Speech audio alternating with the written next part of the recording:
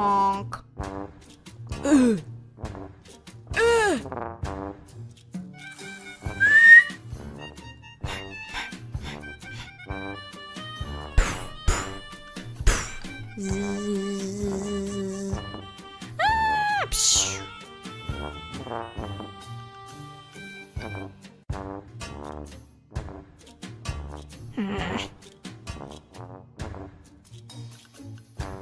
Bonk. Bonk.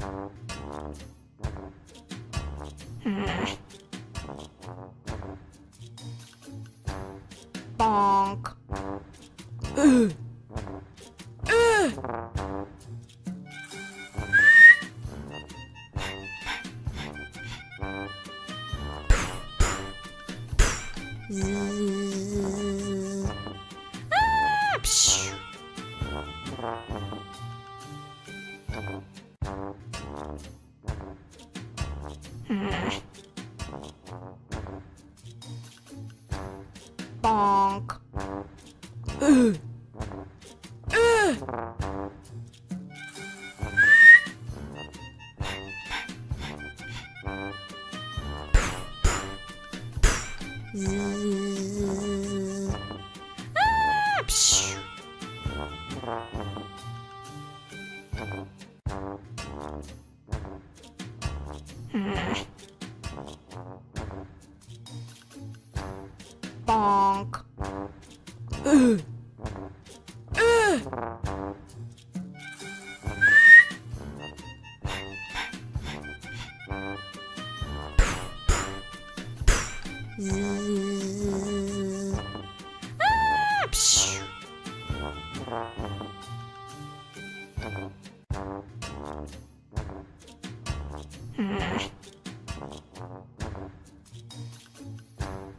Bonk. Bonk.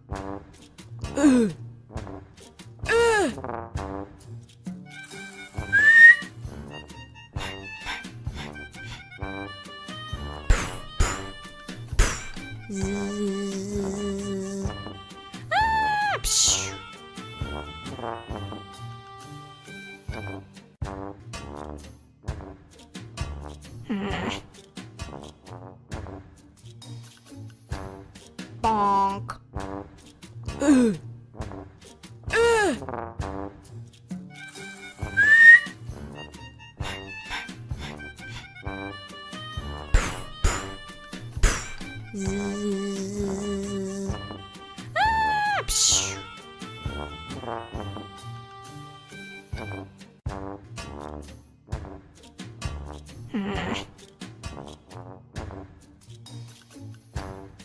Bonk. Bonk.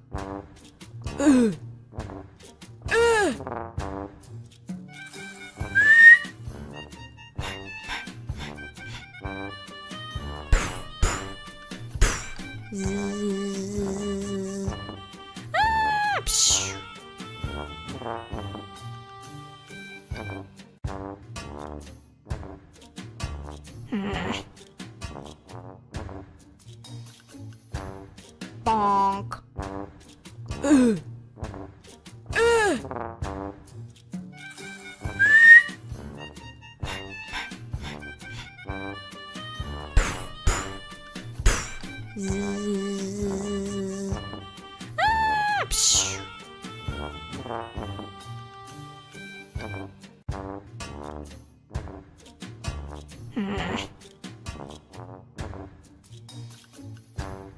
Bonk.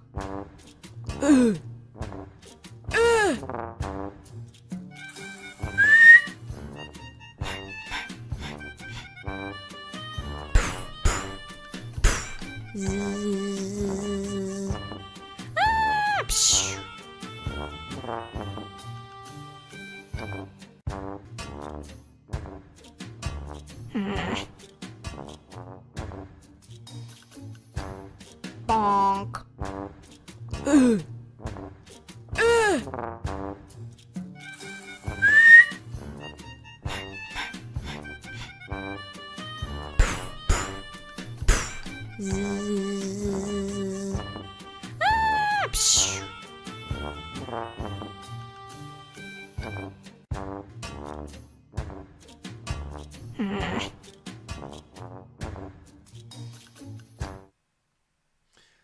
All right. Hello. Thank you for joining. If you wouldn't mind, pop something in the comments. Let me know this is working and you can actually hear me.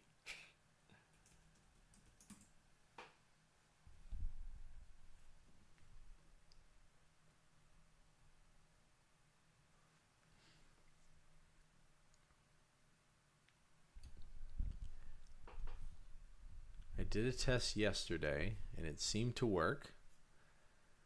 So I'm hoping we're still good.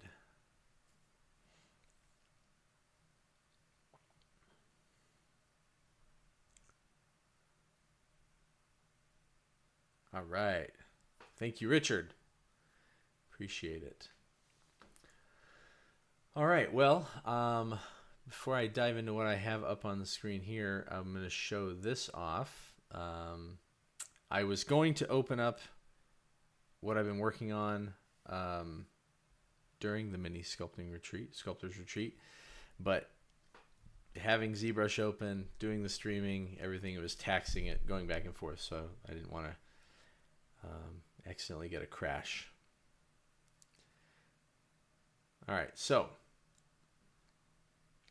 popping over to this guy here. So this is what I've been working on. This is I haven't made a video to show the latest turn, but this is what I got done yesterday. I started out with a blank posed figure, and then I worked on adding in all these rough details. So this is the first villain figure that will be for the Malice of Light Adventures. This is the board game I'm working on with the Sadler Brothers and my friend Chris Doman. Sadler Brothers did the game design. Chris is doing the graphic design. I'm doing the miniatures. And then there's several very talented illustrators lending their talents as well. Very excited and happy to be part of that. If anybody wants to find out more about this, I promised the guys I would tell this. You can check out the game on Gamefound. The link is in the description of this video, and I'll be sharing that more as I do more work and post more about this. Actually, I'll show you the page real fast since I've got this up here. This is the Malice of Light Adventures. It's going to be a roguelite board game. Did I say that right? Yeah, roguelike boss battler. Very excited. I've been wanting to do. I've done various projects with the Sadler Brothers. I've gamed with them. They're really good friends. But we've always talked about doing like a major game for a long time. So I'm very excited to be a part of that. And the last thing I wanted to show was some of the updates, the 3 updates they've got, which are the first 3 miniatures I sculpted for the line or for the game. We've got Avram, the Cleric, Ransel, the Rogue, and Dina, the Dwarven Warrior. There's a 4th hero that's done, but that hasn't been, they haven't posted that one yet, but I imagine it'll probably come pretty soon.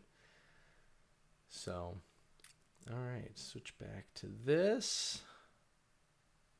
All right, oh yeah, thank you for comment on the intro, Scott. That was by my daughter, as you probably saw, because we made credits. She's really fun. She's always coming up with fun little creative things like that, and she'd been playing with animation a bunch, and I was like, and drew some goblins. I'm like, hey, would you animate something for my standby screen while I get ready for the stream? And she came up for that, and I hired her to do it, and we made it through our creative differences, but turned out great. All right. So I'm going to share one more thing, actually, before I get onto this. If I can get this pulled up without accidentally closing something.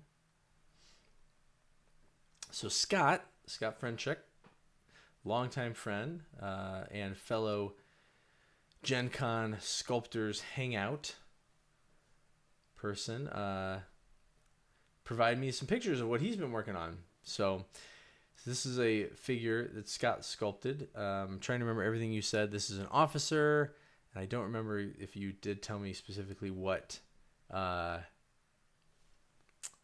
game it was for or what period. It definitely looks kind of colonial or Napoleonic time, but I'm not a master of those, so you can correct me in the chat, Scott. But Scott sculpted this whole figure, had it cast, but he's been doing some conversions and adjustments to make this character look a little more like it's got some traveling to do and not just in the army. So very nice work on the bag here.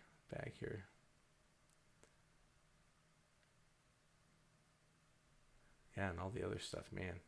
Lots of equipment on this guy.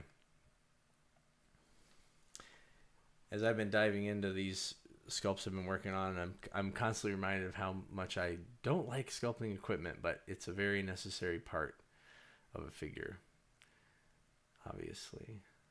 I just love working on the figures and the forms. That's my favorite part. I love pushing and getting that all done. All right, so this is what Scott says. He did this back in Gen Con sculpting contest. So when they would have the sculpting contest, man, that would have been a while because they haven't had that in a while, to my knowledge. Had it cast, but he needed to add some stuff.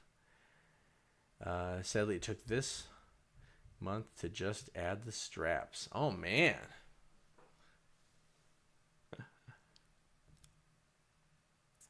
Okay, so my sculpts are to be cast. So the ones I was just showing off before for the board game, obviously they're going to be cast.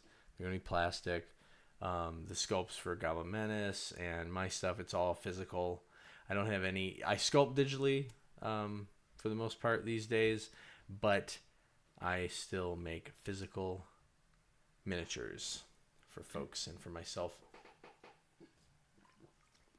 I do have one figure that I think I showed off in an episode of the Sculptors that I'm thinking about putting out there as an STL because it doesn't go with any of the games or lines that I have currently worked out. It's just a figure that I decided to do as my general for the Test of Honor by Gray for Now Games. I think that's the name. Yeah, and it's a cool figure, but I don't have any need or purpose to make it physical, but people want it. It'd be a fun way to test the waters and check that out. So the tentacles on the one looked like it would be tough to rotocut. Yes. So yeah, there's definitely some of that in the version that I was showing you of the that villain. It's a lich queen of some sort. Those are, they're actually going to be vines. They look a little like tentacles right now, but they're going to be vines. That really doesn't change the fact that it will make it hard, but I've been filling in a lot of areas. I'll end up thickening the lines, the various tentacles or vines, and treating them so they can be cast.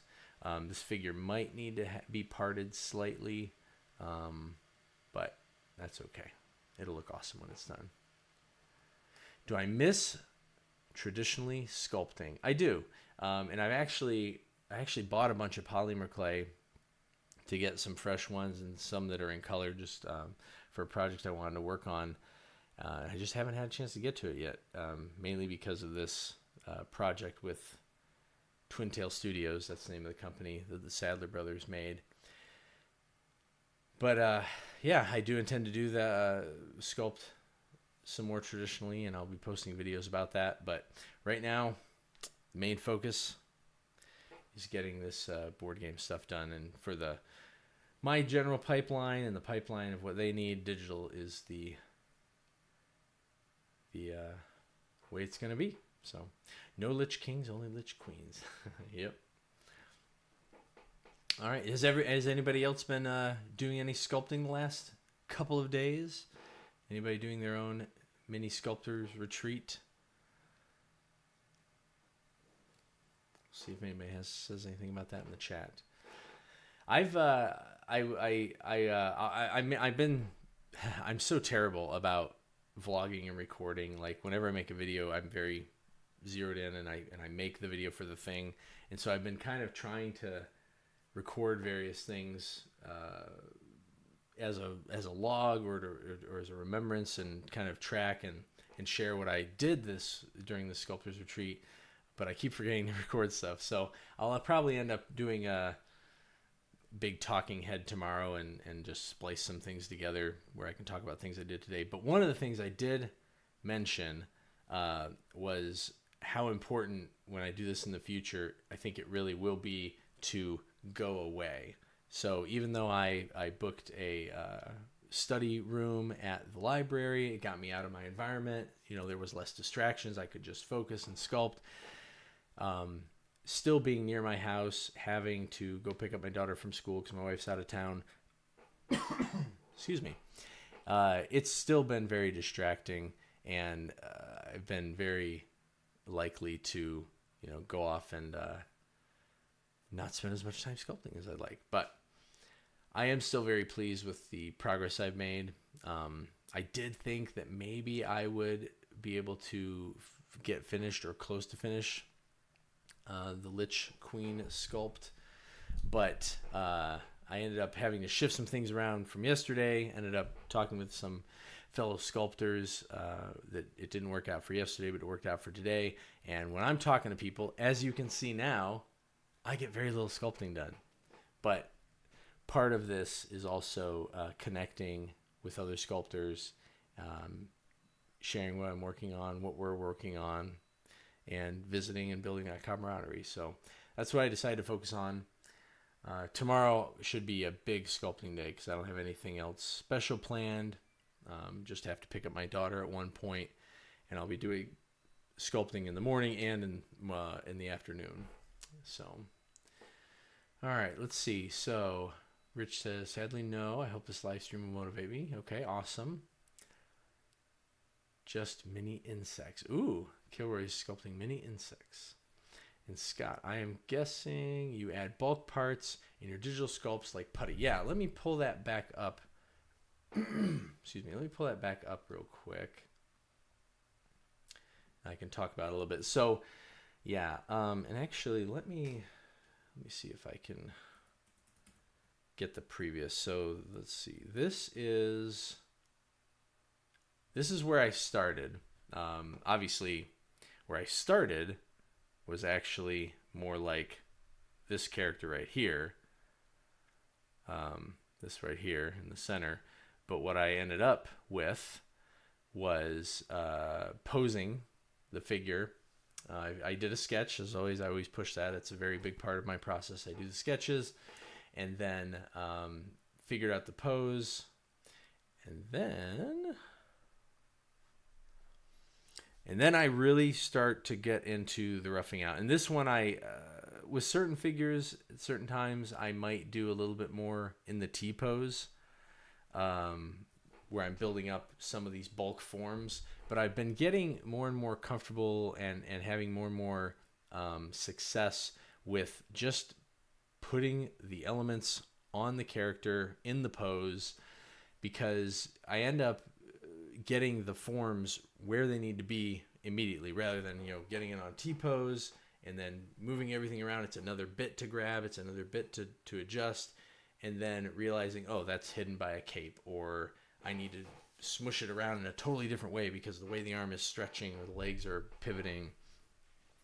So I intentionally decided to work this character, and this character has a lot of cloth as well, so it's going to be flowing and moving. There's very little symmetry other than certain elements of the body, so it was a perfect candidate for doing this. Obviously, well, maybe not obviously, but I did do this crown as a separate piece, built it symmetrically, so that I could repeat and reuse some of these elements and not have to make sure they were consistent. But then I threw it on the character in the appropriate spot and angle. But I like to use primitive shapes. You see this is a cape in the background here, kind of a little shawl or cape, and it's going to be torn and tattered. There we go. It's going to be torn and tattered. So I went ahead and just made these various shapes, these rectangles, stretch cubes, and got them kind of flapping in the wind. I'll end up filling in and connecting them a little bit more and then creating little rips and things. Again, to Scott's point, I'm going to need to look for ways to kind of backfill and make that so that they aren't an issue to cast. So, let's see. Does your daughter sculpt Play-Doh? Well, she's done some sculpting, but she's kind of moved on from that. I don't think it's her big thing anymore. Yeah, she loves to draw. She makes comics, and a big thing that she's been doing for probably at least a year now is she loves making little terrariums. So, and that's actually was the inspiration for one of my little traditional sculpting projects I want to do. I want to make some little, not miniatures, so to speak, even though they're that size, but little figurines. So what she does is she gets any jar she can find.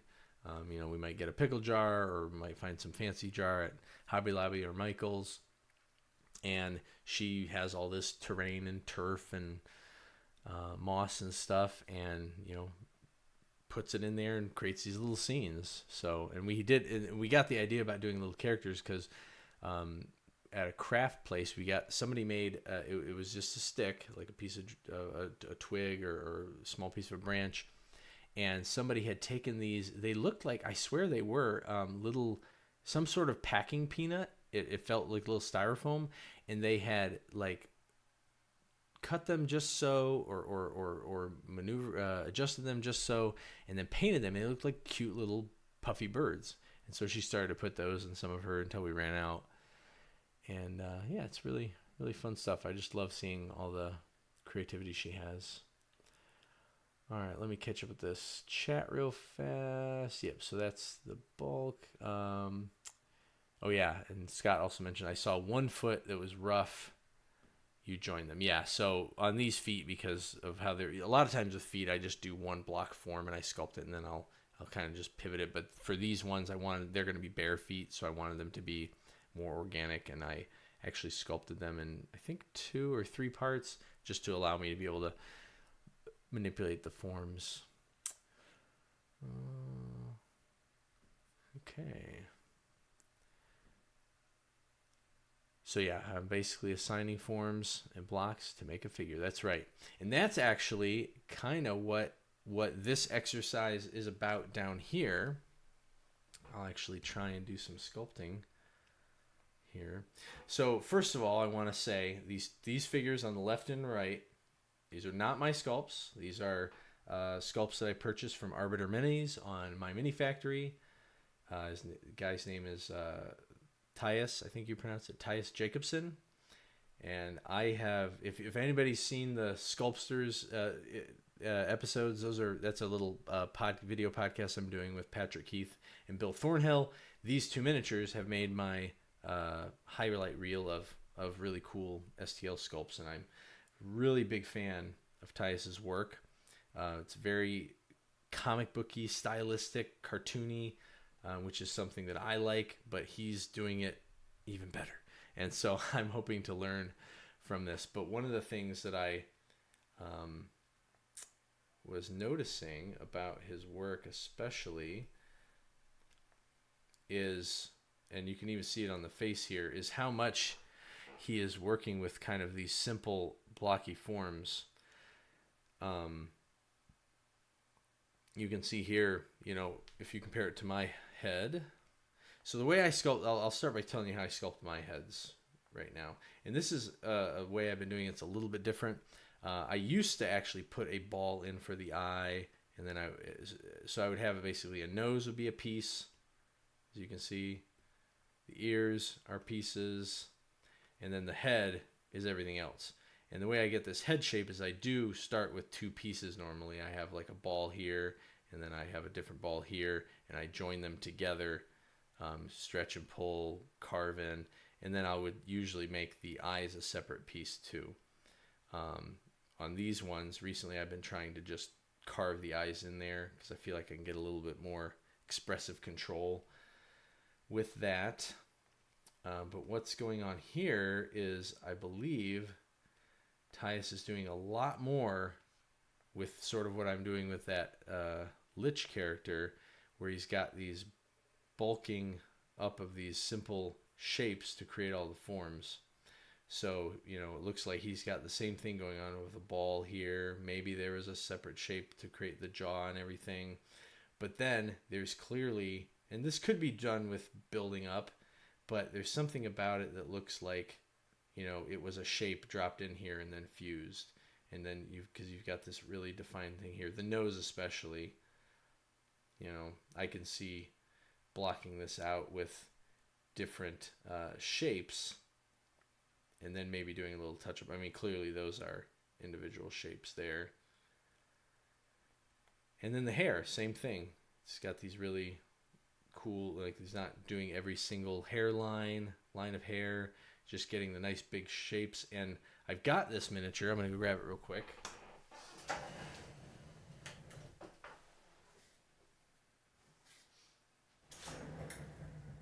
I've actually got both of them, but and this probably, I have no idea if this is going to show up, but the figure just resolves really, really well. It looks great in person, and like I don't find myself wanting or needing you know, every little hairline texture, although it does remind me of doing hair traditionally and the technique. And I think I've got a video about this where you're kind of tapping it with a really, really sharp knife a lot. So yeah. All right, so real quick, somebody's asking, what are the tools in the middle of the bottom bar between select rectangle on the left and freehand on the right? Okay, so this is a custom workspace. One of the things I made myself do, and it took a little bit of time, but it was so worth it with ZBrush, is I made a custom workspace. I looked at some other people's, but then I ended up evolving it and creating my own. Because there are so many tools in ZBrush, and they are all over the place. And wherever you can put things that you actually need and are going to use repeatedly in an easy to get area, it's good to do that. So this is actually something that let's see. So these are stock tools. So these have to do with, you know, that's, I'm going to be completely honest. I don't remember all the names. So this is the select rectangle. It lets you, you know, select some areas and hide everything else.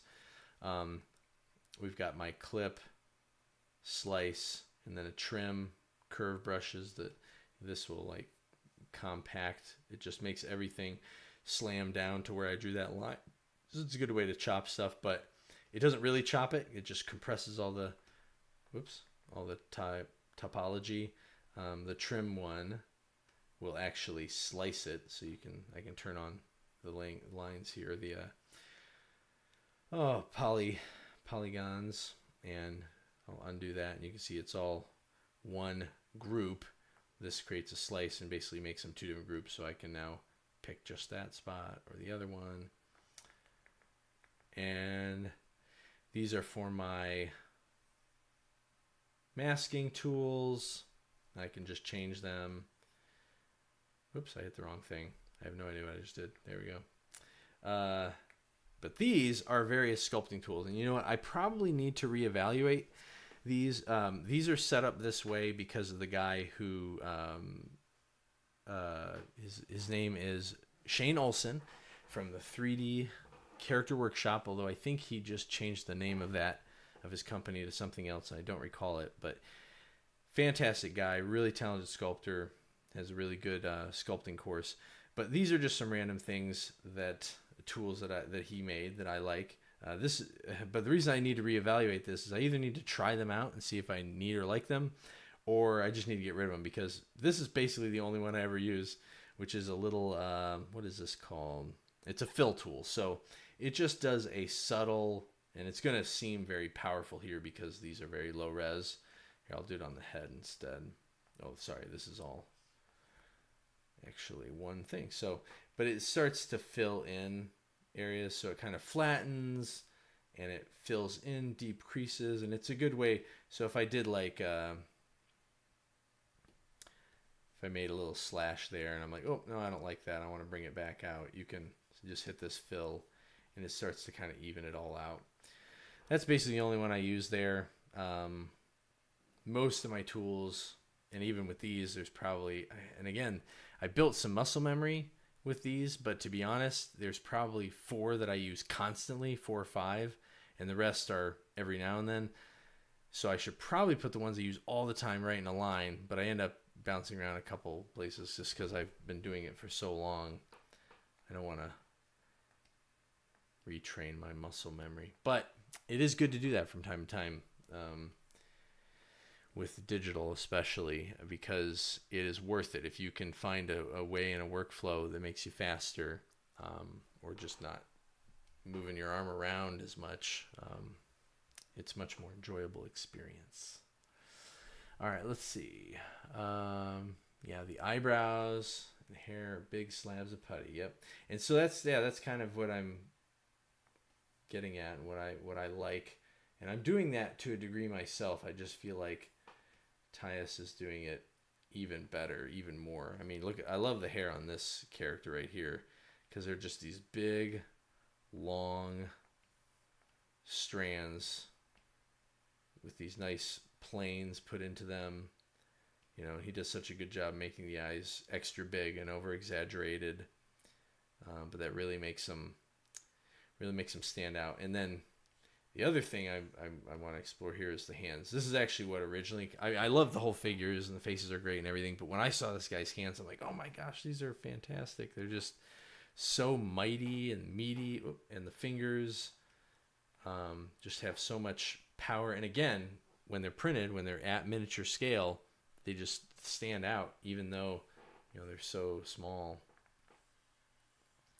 Yeah, I think that's probably close to real size, but you can still see that grip and that strength going on in the hands there. All right, well, I've yammered enough. I should probably actually do something. So let's see. I'm gonna leave this guy open for now, or leave this one there for now, just as a, no, I'm not. I'm gonna hide it. I don't need it. I'm using it as a safety net. So I'm going to start, I'm going to duplicate this. There's a couple different ways to get primitive shapes, and one of the things that I think I'm going to do as I explore this, but I haven't got it ready yet, is I want to make a new brush or tool. Uh-oh. Let's see. I have an error message. Hold on one second.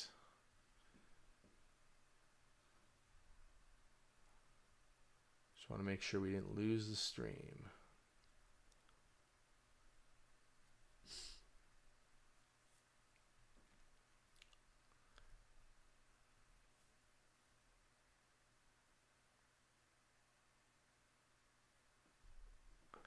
Okay, it's still working.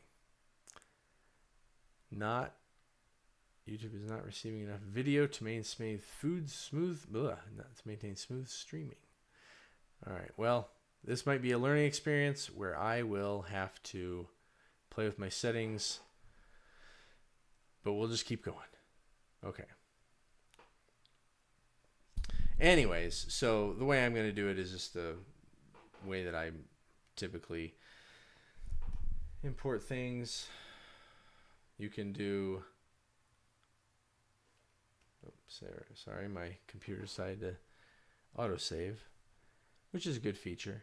Okay, so there's kind of two ways you can take the systems. You can take ZBrush's stock primitives, which are great. I actually do like them because they're different. They a lot of them have these central points here up top and whatnot, you know, where I could input this cube, and they have a lot of lines, a lot of topology. This one is a little bit weird though, because it goes to the point like this rather than just being squares all the way around. But what we can do instead is, again, I have another great tool from Shane Olson, which is this insert multi-mesh brush, and he had these really cool pre-made primitives. So he's got this cool one that's he calls an appendage, which is a great start, low res one for starting, you know, parts of the arms and things like that. It's basically a specially stretched sphere with some additional topology. There's cylinders, of course, and then he's got a plane, cube. There's just those lines. So if I stretch or pull anything, you know, it's just grabbing at these points. Or he's got a split cube, which just has a little bit more going on, so you can see it create some of those interesting bends. And if we hit dynamic subdivision, it smooths it out, at least makes it look like it's smoothing out, and you can commit to that later. But what I want to use is a sphere. And again, there's low res versions, higher res. I'm going to start with the higher res one. I do like these spheres, excuse me, because they're symmetrical in many different directions. The only thing that can get a little bit annoying with them is they essentially have 8 corners to them. They're basically like a rounded cube, so there's one there, and then the back there, and then also on the bottom. So if you're sculpting and stretching and doing a lot of things and you start to smooth, or you shouldn't do a lot of detail on these, but you can start to get these weird little corners that appear on your sphere, which I don't know, sometimes it bothers me. But then that's when you just up the resolution and keep going. All right. So I've got my sphere. I got a text message from somebody. Oh, it's not stream relevant. So I'm backing down. Okay. So I'm going to start by, whoops. Oh, my daughter's coming to say hi. Come in, Amelia. I'm on a stream. There's lots of people. Oh. I'm talking to people and reading their chats. So you can. That's the camera. Okay. Hi. This is Amelia. She's the one that made the intro for the stream. So, all right. Have fun, guys. Thanks, Amelia. Yeah. All right. So we're going to start with this head. I'm going to pull this guy over a little more so I can see him as I scale this down. Get this sized right.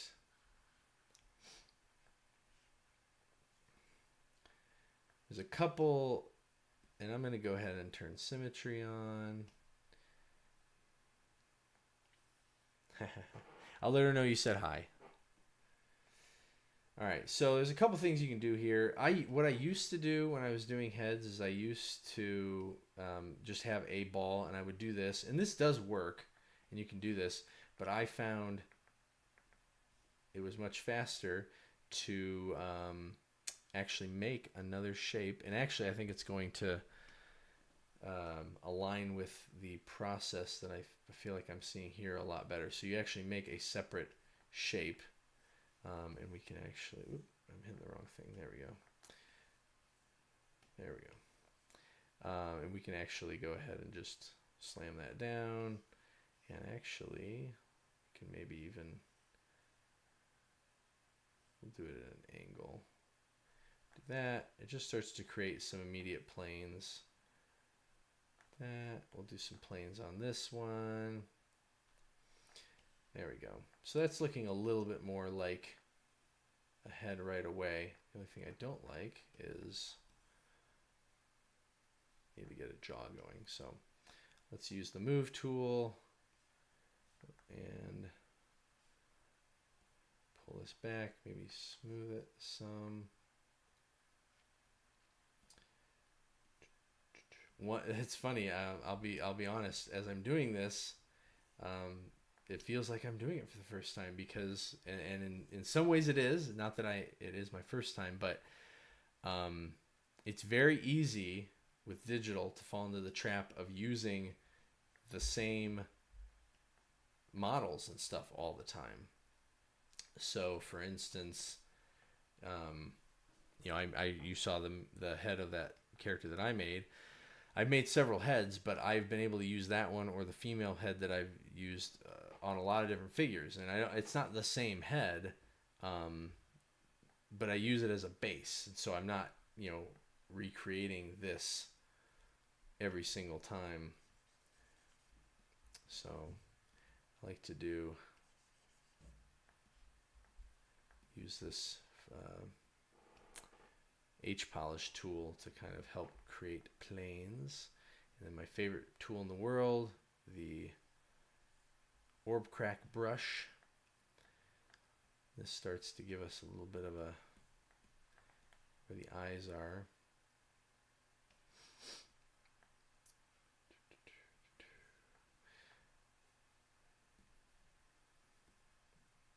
Oops. Okay. And I might go ahead, I think I am going to go ahead and Dynamesh this because I'm going to start getting into try to get a little bit more detail in right now with whatever this is set to. That is not going to be possible at the low res, but I'll keep it pretty low. I'm still going to keep it low. For me, 400 for Dynamesh is a lower res, but enough that I can put some detail in. If you're just starting out or playing with ZBrush, don't use that as a you might need to change this. This might need to be different. I have worked out in the scale that I work in within ZBrush, which is a whole weird thing. I have worked out kind of 3 levels of resolution that work for me with doing like simple details, medium details, and really high detail. But it all has to do with how large the model is for real in the workspace. So that's a whole another discussion for another time though. Okay, but you can see even with like 2, I'm actually going to leave that rounded. Well, no, I'm not. I'm going to adjust it just a little bit there, make it a little more like it should look.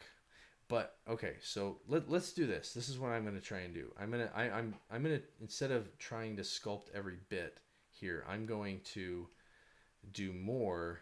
I'm going to add more of these little forms that we were just talking about and see if I can create this look with a bunch of shapes rather than me essentially manually sculpting everything. And I should probably check the chat in a second.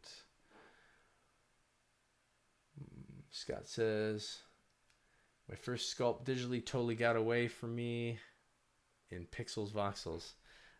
Yeah, it's very weird. It's very different than traditional. The biggest thing, I mean, there's obviously, you can, get way too high resolution really easily and stuff. But the other thing that I find very interesting about it is the transition is just how different you have to treat the tools. There's still good stuff. I've got this move tool and I can just move stuff in a big way like you can with having a large sculpting tool, but you have to use all these different tools. You have to, when you're doing traditionally, you can take one tool and poke it and you get one effect, and hit it on the side and you get another effect, and burnish with this area and a different effect. So you can do a lot with just one tool. And you can, I guess you can with this too. Like the move tool is probably the closest to that because you can, make it really small and then get, press in and make a different kind of look or effect than when it's big. And you do that with some of the other ones too. But some of these are so specialized. This is this little dam standard is what it's called, and it just does these little divotty creases. And of course, you can always press it the other way and get the opposite. So it's cool, but it's just a different look and feel. So, all right, I'm going to let's use this for our nose. So this is another way you can add, and I'm going to split that off. And then we'll just make that higher res right from the beginning. Okay, so let's look at it. Oh, that's kind of cool looking. See, that's right there is different than what I'm used to. That nose is much more big and bulky. So there's a couple things I can do. I can leave it kind of big. Let's keep this going. So gonna add in. Oh my gosh. Okay, I've got multiple subdivision levels. Gotta delete those. There we go. We'll throw this on. Split those off. Oh gosh.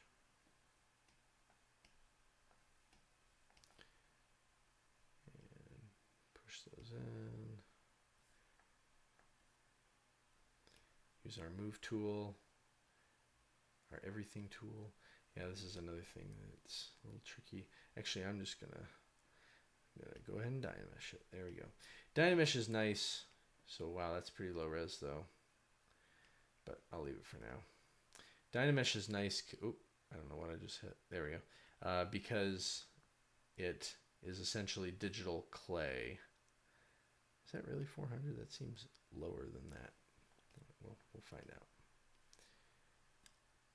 But basically, depending on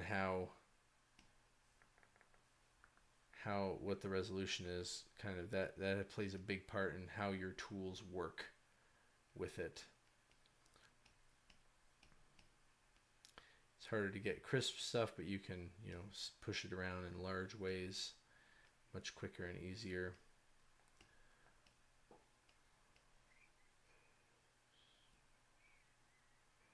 You can see those little corners I was talking about right there, and because of the way it's designed with the topology, it's never going to go away. So if I make that, there we go. Now I can smooth them out, kind of adjust that away. But that's another thing. You don't need to be that close. It's tempting because you can. Sometimes, you need to just to get the control of the tool back, but you always got to remember to pull back, because these things will not be this big. They're going to be that big, maybe even smaller.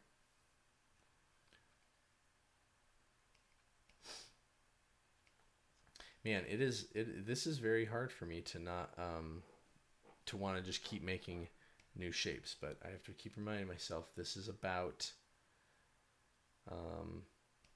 learning. So I need to be very deliberate in not doing things the way I always do them. So I'm going to kind of reuse the same thing, same piece, maybe smooth it out a little bit to get rid of some of it. Oop.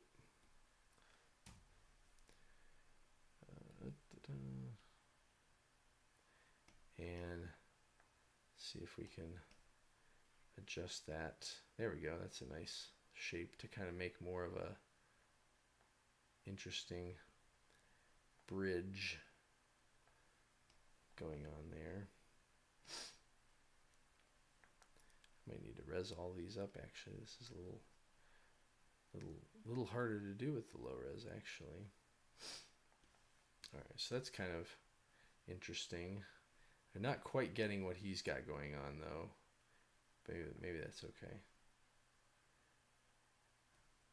I'm gonna fall back on some of my habits though, and to try and define the shape more if it's getting a little less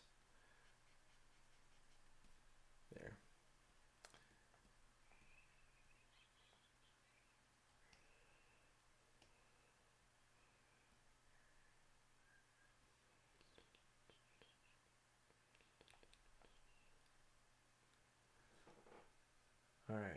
Scott says, I wanted to say that doing this convention online isn't a bad thing. Best thing to come out of COVID was when ReaperCon went online in their classes that year. That was a really fun week. Oh, that's cool. Yeah, I didn't realize they did that, but that's awesome. I got to go to ReaperCon, the modern version, just once. And it was before COVID. I can't remember if it was 2018 or 2019. It was an awesome time, though. I've been really bummed that I haven't had the chance to get back since then. So maybe someday. Or maybe I'll go if it's online again. All right, so it's a very big nose. This is obviously a different type of character. Let's try something else. Let's see if I can do this sort of, well, let's put the eye in real quick. Let's get the eyes in. So put the eyeballs in. Ooh, that's big. It's okay, we can scale them down. Move them into place, put them in the head. And then these kind of look like they could be just slugs of clay or putty. But I think we can do something like this. So I'm going to grab this trim tool. And let's see if I can do this right. Yeah, there we go. Scale that up a little bit.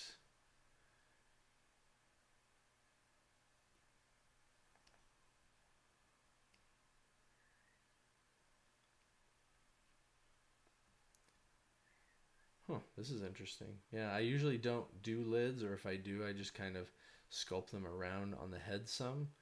It's kind of neat. It just looks so weird when you're sculpting it. It just feels like it has to be wrong, but it's not. All right, let's see. I'm gonna duplicate these. He's got a very squinty look right now.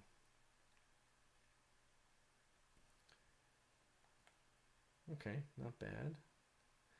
That's the other thing too, is trying to exaggerate. So, I'm tempted to push it in, but this gets so tiny, you need to have more of a shelf than maybe you would normally consider, just to make sure it stands out. Okay, so there's that. And remember, I can always go back and adjust this stuff, because right now it looks very weird to me, but maybe it'll be okay. We'll find out. Let's see, we're gonna split the eyes off. Oops, and I accidentally made duplicates of that head everywhere. So we'll just delete those. This is a custom menu. Speaking of, keeping things easy to use, like these are things I use all the time. And every now and then, because it's grown, every now and then I forget that I put it on here, and I'll go search through all the menus and I'll do it, and then I'll notice it later. I'm like, oh man, I wasted all that time. But that's okay. All right, let's try to get these brows in. So these are very square shape. I'm gonna try adding. Excuse me. Let's see, let's try adding a square shape. So we're going to do this. I'm going to make a square. You can't see it because it's too small. And that's cool. That already looks like something, even though it's so garish. But let's go ahead and we're going to go ahead and Dynamesh it. Let's try it higher. Let's see what it looks like at 600, my second level. Okay. All right, so I'm softening it because his are kind of soft here. Oh gosh, I do that sometimes. Skip. Oh, drat. That stinks. I did this the other day. Every now and then, if I hit the wrong thing, it makes it stay as the wrong tool. So BMJ. There we go. I had to restart my program to get it to fix. All right, so we'll make make that a harsher. There we go. Harsher smooth.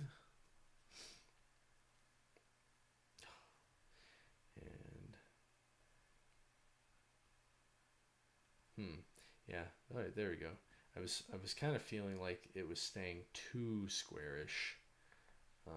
So I might, if I do this part again, I might do like a circle that I end up squaring off a little more. I really want to get rid of that. There we go. I don't like it when it has those little points. All right, we'll do that. Okay, that's kind of cool. Let's try making a mouth. I guess we could start with, let's do that. We'll start with a sphere. I'm going to go ahead and insert the sphere that comes with ZBrush. It's already higher resolution, but I'll still probably res it down. So let's see. We're gonna make a lip. Let's try upper lip first.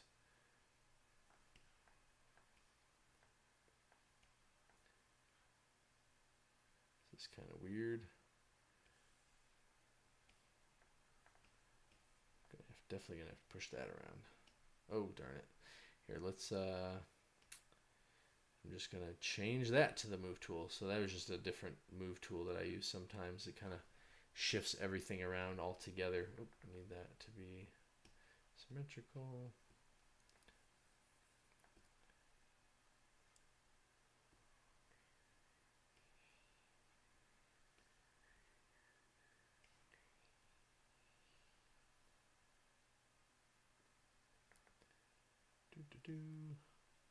Get a little bit of a lip.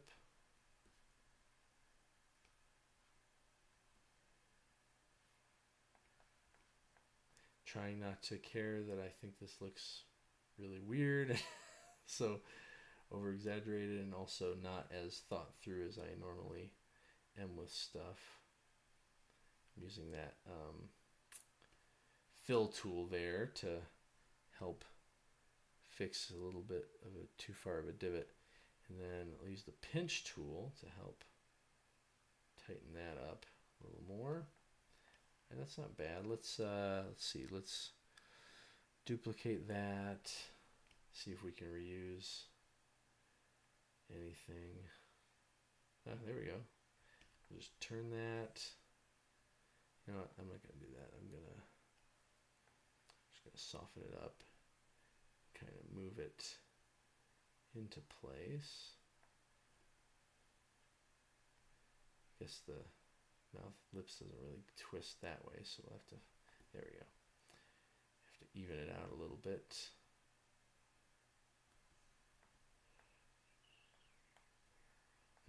One thing I'm seeing on his over here is I've kind of drawn a lip, so to speak, and he's got more of an interesting shelf. Again, the plane is very pronounced. Let's see if I can recreate that a little bit more. Okay, that's cool. It's a little better.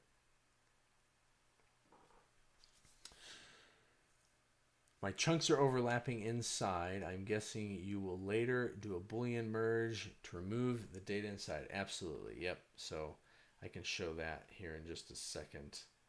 Oh, that's another thing. Like, I feel like these cheekbones are really weak. Let's see if we can duplicate those and maybe add more of a,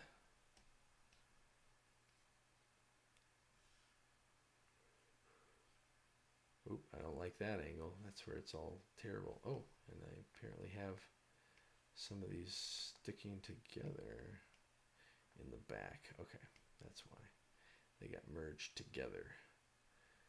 Okay, so this might not be the right shape to use, but we'll try to make do. Oop. Keep it big. Shift it in this way. Bring it in. Okay, that's kind of cool. Oh, yep. See, there's it right there. But I got to pivot it. He's got his more at an angle like that, which is probably more accurate because we actually, our cheekbones and stuff, there's a line that goes here. Yeah, it's, I don't know how much everybody's done regular face sculpting, traditional, but that's always something that can be really challenging is keeping your face from being flat. You know, making sure it's got good, interesting angles and planes. That's what really makes a good looking face.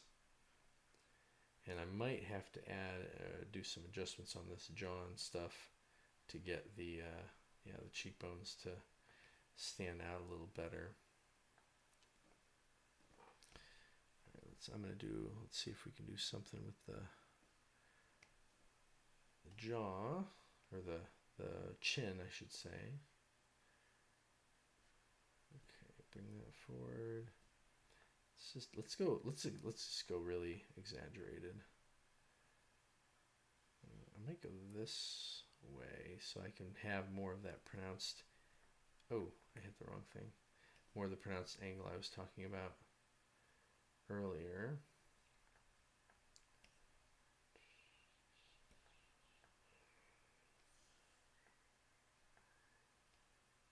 Yeah, we'll go back the other way. Okay. And we'll just move it around.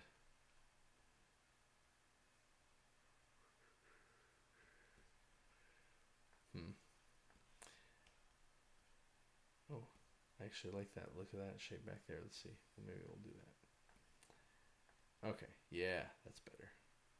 Let's play with that.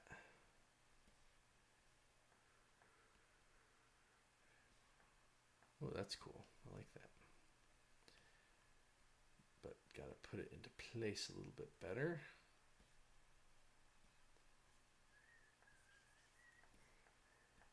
That's pretty sweet. Pretty tough. I feel like he needs more of pronunciation on this part of his jawline too now, because it's like he's got this massive chin but no jaw to support it. Let's see. We'll duplicate that one more time. Let's see if we can just bring it in, spread it out. Yeah, there we go. Oop. Might have to pull it. Ooh, wow. Okay, this is pretty sweet. I've got some weirdness going on here, but I just like how dynamic the planes are, like so quickly.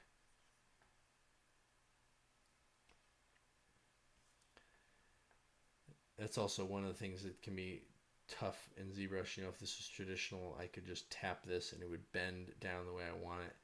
For this, I have to like come up with, use weird tools like this spiral tool to get things to twist. Sometimes it doesn't work quite like you're thinking it would or should.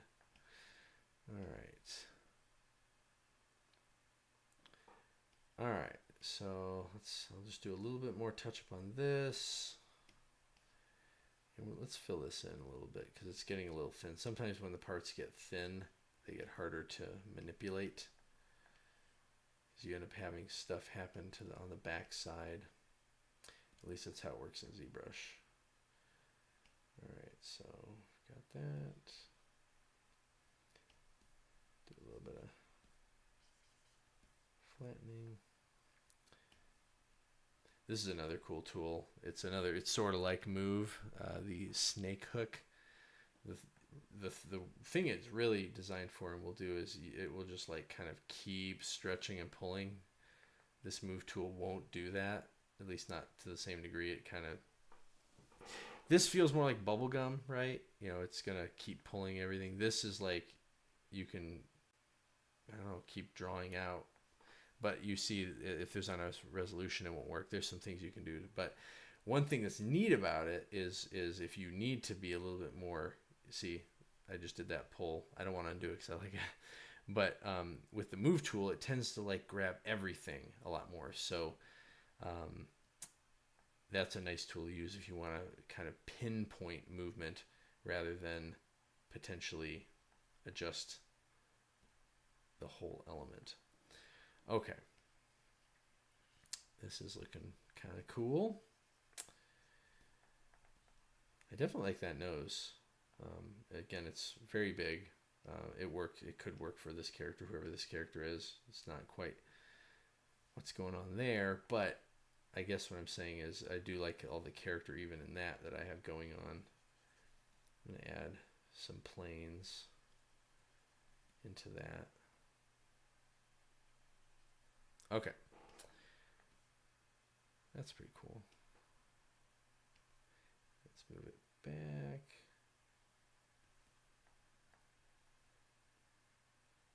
Sweet. All right. Oh, and yeah, man, you can just keep noodling with this stuff forever. All right. Well, let's do one more adjustment. Okay. So yeah, let me show that. Oh my gosh, I just broke my other move tool. I'm clicking too fast. Oh, but this one I should be able to change still. There we go. Okay. All right. So and something I should have done to begin with, I'm going to make a folder, head test. The one thing I don't like about this from this angle still is it's just a big block. Like, and that's good. You do want to have a distinct shape and silhouette, but it's a little, it's too even, right? You know, the top is exactly the same as the bottom, and maybe that's what you need, but it just looks boring to me. I think it looks pretty interesting from this angle, so I'll go back and keep playing, but I'm not going to do that now. So in order to more easily fuse this all together and be able to, you know, go back and play with it further, I'm actually going to put all of these little bits into a folder, which is a handy little function here.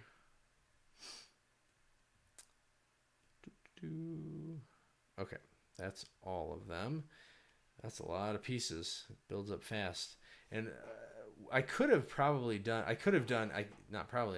could have done all of these little individual shapes all as one subtool. The reason I don't sometimes, and in this case, is because I was doing Dynamesh. If you Dynamesh, it fuses everything together. So, oh my gosh. Why does that keep happening?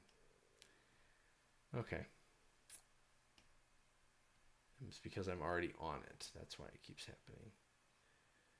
So my last move tool that I have left, what this does is, if I do have everything here, I'll just show you.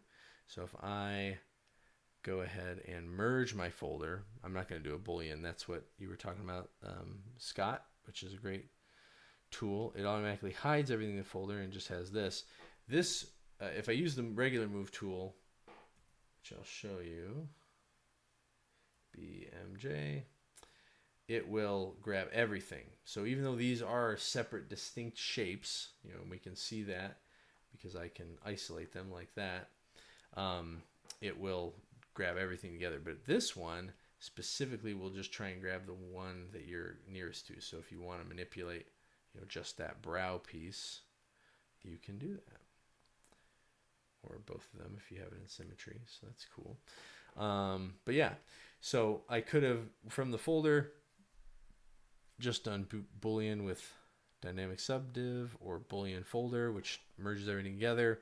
But if I'm going to do, you know, extra sculpting and I just want it fused, I will just Dynamesh this. And I'm going to go ahead and do it at, I'll do it at 600, which is my medium level. Now I would normally do it at 8, and I'll show you here. Maybe I should do it at 8 because that looks pretty garbly. Turn off my blur, do it at 800. You can see it's still pretty garbly, but it's a lot better. And then we'll just smooth some of these out. The stuff was merging. And now we're starting to look a lot more clean. Like, guy is over there. And you know, again, you know, you see how large I have this right now. And I was pointing out how, you know, oh, that looks so terrible. And, you know, this figure is actually, let's see, how big is this? This figure is 400,000 active points. So it's essentially a 40 megabyte file if you were to export this STL. That's not terrible, but it's fairly large. This head is only 70 right now. But my point is, you will never see this. When this gets 3D printed, you will never see how garbly that is. It will look super fine. See, look at that. Looks totally fine. Super crisp. Great. And so, you know, if I didn't want all those shapes to be separate, if I wanted to be able to start, blending things together, or having everything, you know, be able to manipulate it all as one. You know, maybe I want to put a big scar down one eye, right? Then you want to have everything. I wouldn't do it over his eye though. That's silly. Here we'll go. Shoom. Shoom. And let's punch it up a little bit. Add a little bit of accent on that side. You know, it's just easier to have everything blended together, so it looks nice. But then I can still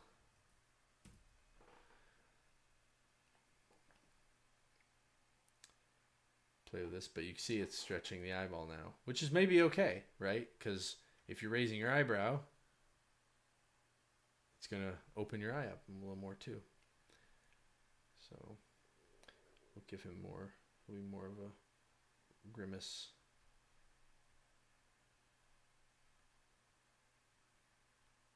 Some sort of disgust on his face. Anyways, okay, so let's see. Jack asks, what in the Squidward tentacles is going on here?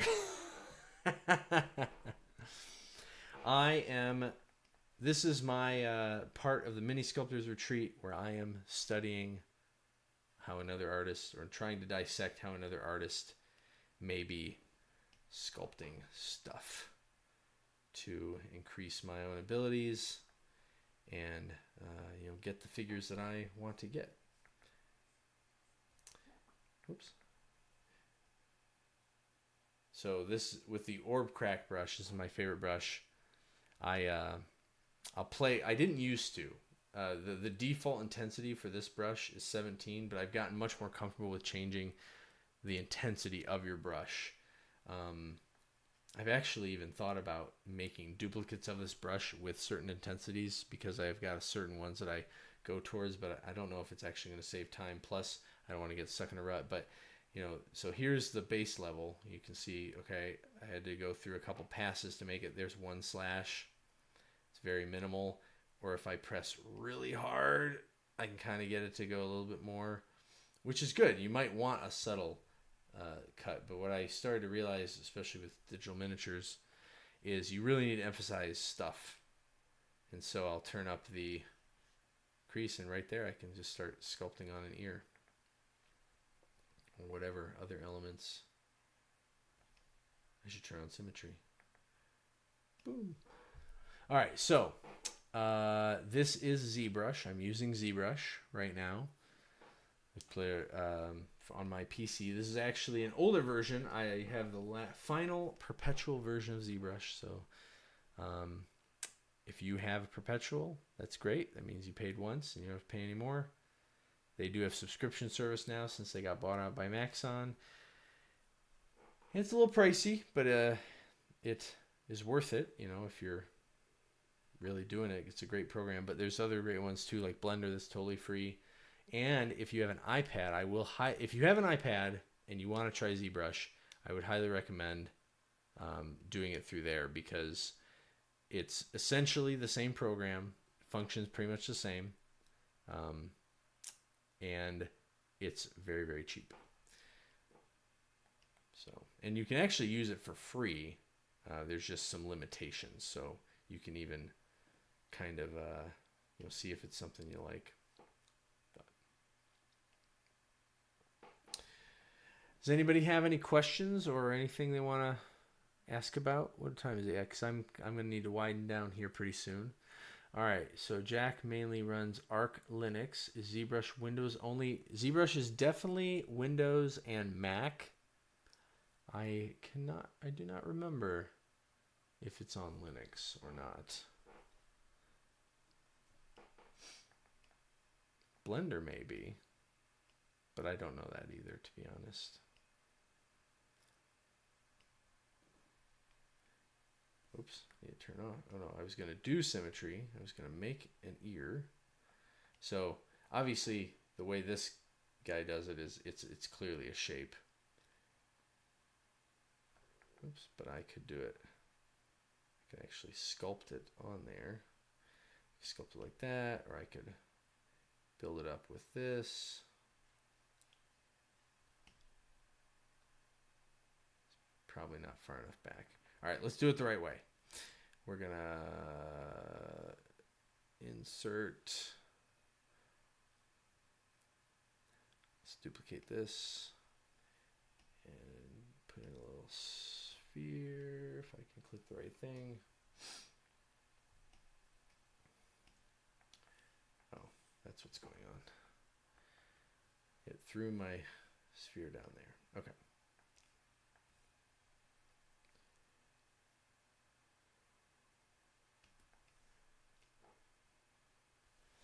Would really like to pick up some 3D skills to carve with a CNC. Oh yeah, that would be awesome.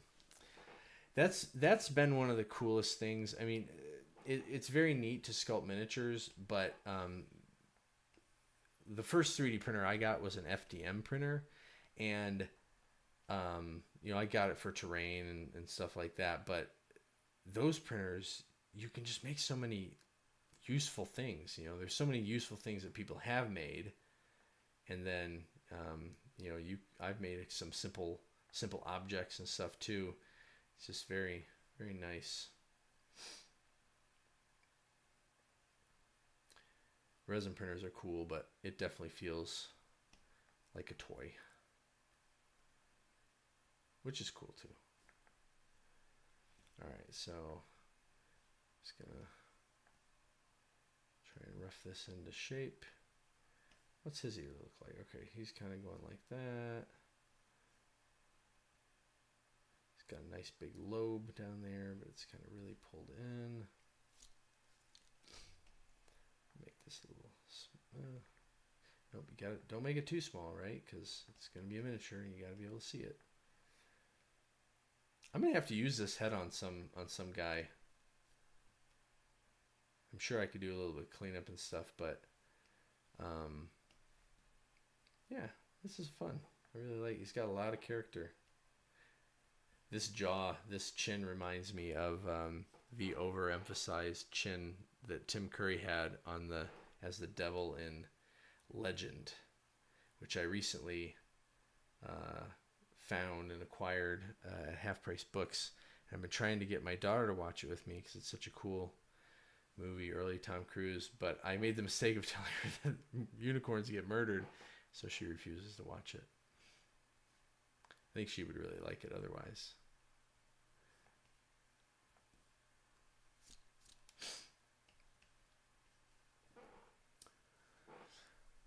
All right, so Scott says, I am trying this tomorrow. I could not keep the hard edges with one piece. Yeah, it is so hard to keep one. The very first miniature, I'm going to actually, let me see if I can find this real quick. All right, let's start saving this. And I'm going to see if I can pull open my very first digital sculpt. Well, the first one that I got anywhere with. Let's see. I can't remember where I've saved. Old Wakami. Here we go. So this wasn't my... this was the first one that I got anywhere. And you can see here, I didn't understand how the program worked. I didn't realize that you could like repeat instances of the same model and then, you know, work on it on this one, then jump back, kind of, so, you know, saving certain states, so to speak. So I just kept saving. There's a file there, the file there, file there, file there, file there. All right, let's see if this is the right one. But basically I was doing the same thing. I stretched and pulled pretty much. Yeah, is this? Yeah, this. I'm pretty sure this whole figure is one thing. It started as a sphere. And in my memory, because I looked at this the other day, in my memory, whenever I think of this miniature, I feel like like the details were cut in so much better and so much more well realized. There's a lot here, but like to get this to print and resolve, even as a bust, you know, it would need to be refined and emphasized so much more. But yeah, all these things, I would like use these different clay buildups. I would pull, I would cut in and pull back, and I've got a couple spots that aren't too bad, you know, with the right tools. I was able to keep that kind of more hard edged. You know, it looks very wobbly here, but right, if you do it to size, it looks pretty smooth and hard edged. And one of the ways you can do that is if you do, this is the one that here. Let me pull up this one. Let's see. Let's do this one. Oh, cancel.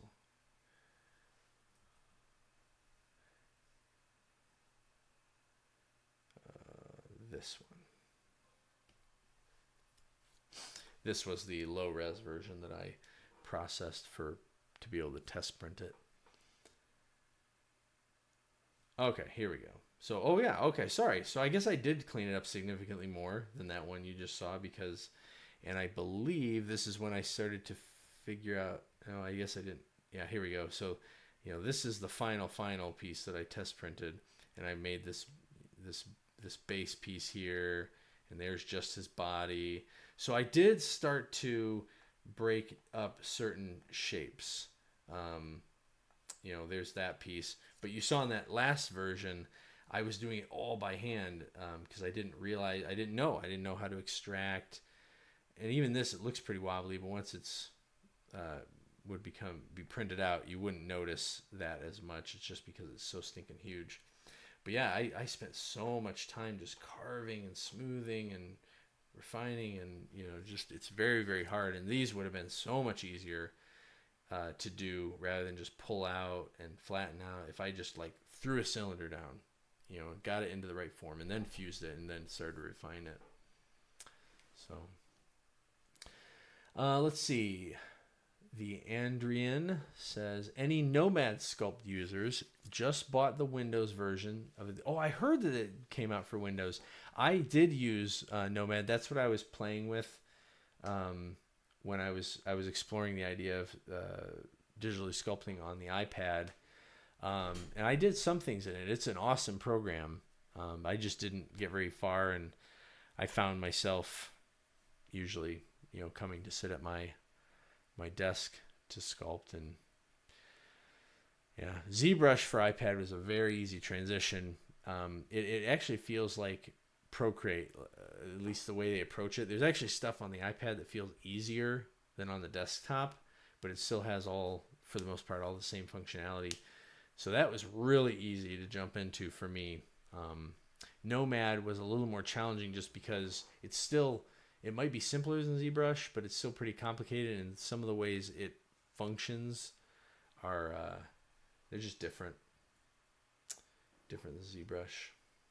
So not bad, just, you know, you got to learn it. So, oh, that's not the right thing. What am I looking for here?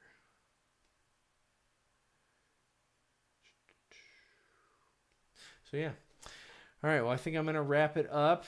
If anybody has a final question, I'll take that. I'm going to go ahead and open this, though, just to look at this head I made one last time. The next thing I'm going to do, I'm going to practice doing a hand like these guys. Man, those hands look exactly like how Joe Madureira draws hands, and he is my favorite artist. I just absolutely love his work. Yeah, again, he's got good planes going on there. Scott says that's the big appeal to you for him with digital. You want to be able to cut and paste your work. Yeah, that's you know, I was talking about equipment and stuff. You make that musket once, and I'm sure you probably did this, right? You cast it, so you don't have to sculpt it every single time, especially when they look exactly the same. You can essentially do that digitally, and you know, keep reusing it. But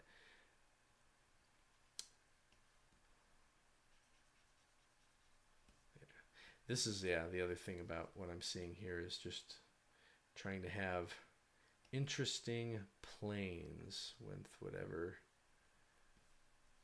dynamic I'm doing. Now these ears seem way too big. I'm gonna have to deal with that, but I guess this will be fine for now. All right, I will quit playing around. Thank you everybody for joining and watching this. Tomorrow is the last day of the Mini Sculptors Retreat 2025 Solo Edition. Thanks for everybody who's, you know, come and hang out today, and I hope you have had fun participating in it however you've been doing it. I will be sharing, I'm going to be doing a little video to kind of give more of a full scope review of, update what I did, excuse me, and talk about that more, and yeah, but it's been a great learning experience, and challenged me, and it's getting me kind of prepped for what I envision this to be next year and going forward. So, which should ultimately, if you didn't know this, the plan is to make it a in-person thing at a cool location. So, and if you haven't already, if you're doing this, make sure you do your adventure. I did my adventure today, which was to go see Predator Badlands, which was a very, very fun movie. It was a great addition, in my opinion, to the Predator/Alien universe. So, oh, I just realized the way that this angle here is right here, it looks like this is the head for this knight, and that actually, it kind of looks like it goes together. That'd be funny. Maybe I'll do a head swap and print out, you know, this head on that body. That'd be a good test to see how it matches up and blends up. But all right, I'll quit yammering. Thanks again, everybody. And yeah, we'll have to do this again sometime. This is good. Until next time, keep sculpting. How do I end this? Okay, there we go.